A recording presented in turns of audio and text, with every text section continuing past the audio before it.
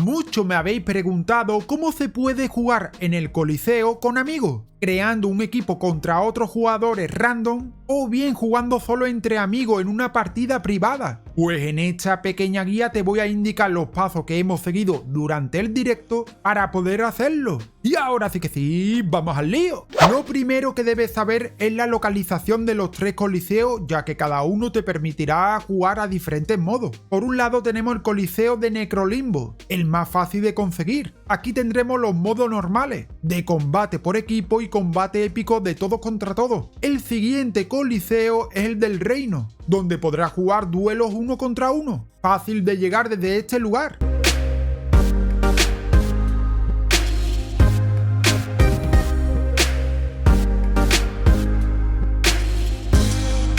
Y por último tenemos el de Kaeli. Para llegar primero tendrás que usar este elevador del río Siofra y desde aquí podrás pasar de largo del Gran Tarro y entra en el Coliseo. Una vez que tengas los 3 coliseos podrás ir a la mesa y desde esta estatua podrás configurar la partida. 2 detalles importantes antes que nada. Por un lado, os recomiendo que activéis el matchmaking entre regiones en el sistema del juego. Por otro lado, recordaros que solo podéis jugar entre mismas plataformas. No hay crossplay. Por ejemplo, un jugador de Play 4 sí puede jugar con uno de Play 5, pero no puede jugar con uno de Xbox. Si me preguntáis si el nivel importa entre los jugadores del mismo equipo, por ahora no he tenido problema para jugar con otras personas de diferentes niveles. Y ahora vamos a lo importante. ¿Cómo debéis configurar la partida todos los que vayáis a jugar entre amigos? Primero os voy a enseñar cómo podéis jugar en una partida privada solo con amigos, para que no entre ningún jugador random. Para ello podéis configurar el modo de combate que prefiera, la cantidad de jugadores y si queréis con invocación o no. Todos los miembros de la partida deberán poner la misma clave en el matchmaking con contraseña. Os recomiendo que sea una clave rara, para que no coincida con otras personas random.